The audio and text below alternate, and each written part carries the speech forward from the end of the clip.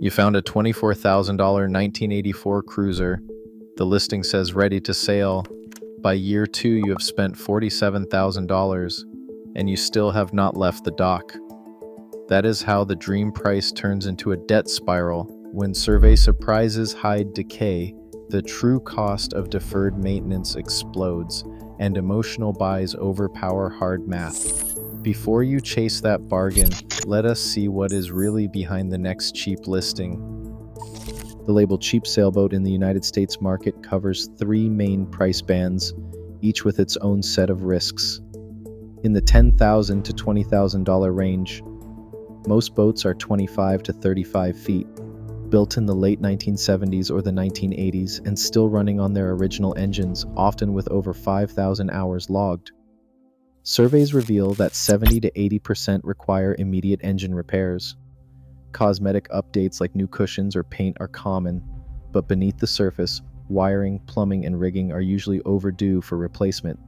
Deck leaks, hidden rot, and outdated systems are widespread. Moving up, the $20,000 to $40,000 segment offers 30 to 40-foot cruisers with fresh interiors or glossy topsides. Yet rigging is often 15 to 25 years old, sails are worn, and electronics lag behind modern standards.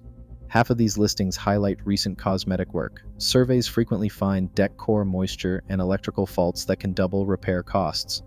At $40,000 to $60,000, aging production cruisers such as Catalina 36, Hunter 40, and Beneteau models from the 1990s promise turnkey ownership.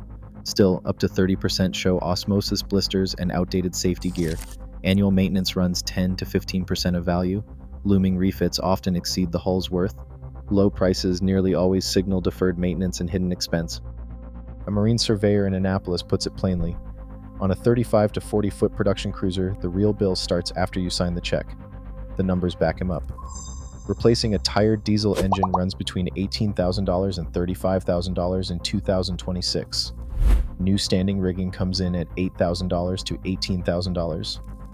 Sails, Maine and Genoa, cost $9,000 to $20,000. Modernizing electronics adds another $6,000 to $15,000. Hull osmosis repairs, expect $15,000 to $40,000.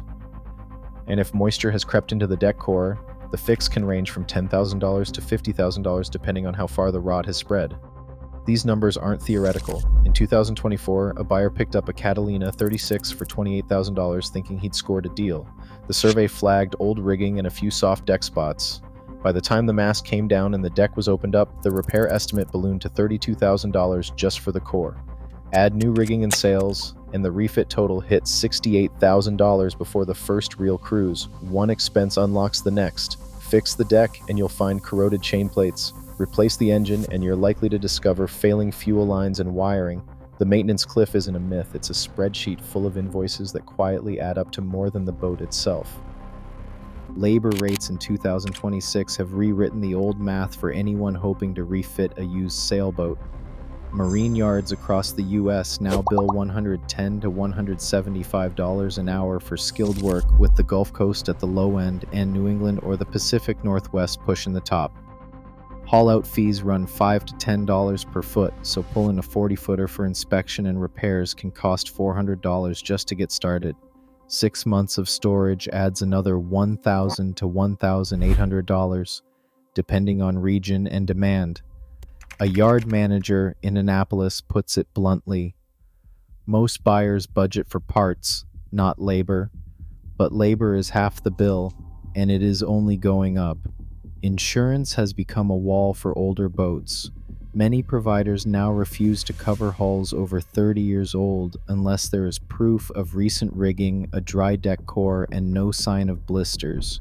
Premiums for 35 to 45-foot cruisers have climbed to $1,000 to $4,000 a year, with hurricane zones seeing the sharpest hikes.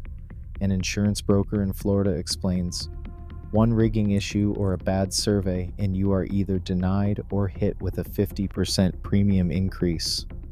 Some owners are forced to cancel voyages or pay for major refits just to get coverage. The result is a market where every repair estimate is amplified by outside forces. Old rules of thumb like the 10% maintenance rule no longer hold. Labor, storage, and insurance now drive costs that can double or triple the initial refit budget even before the first system is fixed. Scroll through any popular sailing forum or YouTube comment section, and the message repeats: buy cheap, fix it yourself, and sail away for a fraction of the cost.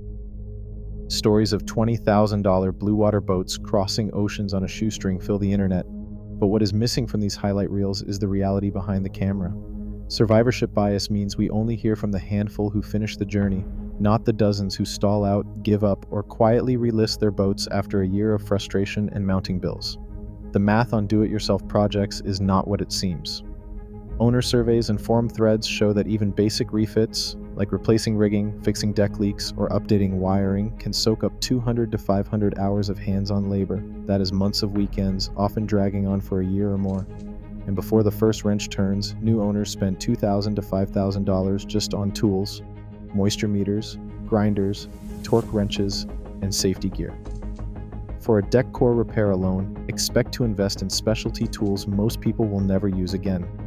Refits often cost more than buyers expect. And here's the catch most people miss.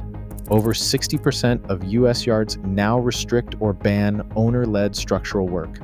Liability and insurance rules mean that in many marinas you cannot even start a major project without hiring a licensed contractor. The dream of endless do-it-yourself upgrades runs headlong into a wall of policy fine print and locked tool sheds. Liability and insurance rules are increasingly decisive. Another blind spot is that up to 40% of buyers in the sub-$40,000 market skip professional surveys, trusting their own eye or a friend's advice. That is how hidden rot, corroded chain plates, or a failing engine slip through, only to surface months later as five-figure surprises. The do-it-yourself myth sells freedom, but the numbers and logistics tell a different story. Hidden costs and new rules change the equation. Impulse drives many first-time buyers toward the lowest price tag, but emotion can be expensive. Fear of missing out, FOMO, pushes people to grab a $25,000 boat before someone else does. Anchoring bias takes hold when a slick listing with new cushions and a fresh coat of paint distracts from the real issues hiding below. Most buyers remember the dream but forget the ledger. Start with the unavoidable annual costs. A slip for a 35 to 40-foot boat costs $4,000 to $15,000 a year, depending on the region. Routine upkeep, including cleaning, bottom paint, and minor fixes, adds $3,000 to $10,000. Unexpected repairs, from a failed water pump to a leaking hatch, easily add another $2,000 to $10,000. The annual total is $12,000 to $22,000 before any major upgrades. That's every year, whether the boat sails or sits. Stretch the ledger over a decade. A $30,000 boat, if kept afloat for 10 years, racks up $150,000 to $250,000 in ownership costs. A well-maintained $70,000 boat might cost $200,000 to $250,000 over the same period, but holds more value and faces fewer surprise refits. Depreciation hits hard. The cheap boat could be worth $10,000 after 10 years, while the better one might fetch $40,000 to $60,000. The numbers don't lie. Buying cheap can mean losing more in the end. The hard truth is that most buyers focus on the entry price, not the 10-year math. Before signing, the real question is not whether you can afford the boat, but whether you can afford the ownership, year after year, when every hidden cost comes due. A smart buyer starts with a stabilization budget, not just a purchase price. Set aside 30 to 50% of what you pay for the boat as an immediate repair fund. If you buy a $40,000 cruiser, expect to spend another $12,000 to $20,000 in the first year fixing essential systems. A liveaboard owner in Charleston put it this way: the boat itself was only half the cost.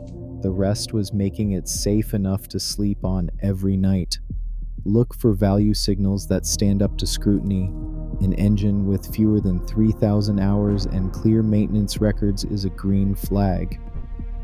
Standing rigging replaced within the last 8 years is not just a survey win, it is an insurance requirement for boats over 30 years old.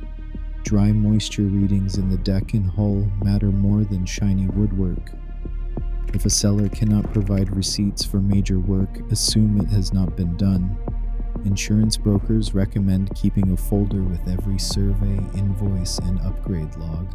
That paper trail can mean the difference between affordable coverage and a denial. Community support also matters. Owners who stay active in local sailing groups or online forums tend to share leads on trusted yards and honest mechanics, saving thousands over time. The playbook is simple, but not easy.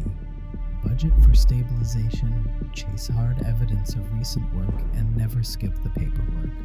The dream does not die with the numbers, it just gets smarter. That is how experienced owners avoid the trap and keep their boats and their finances afloat.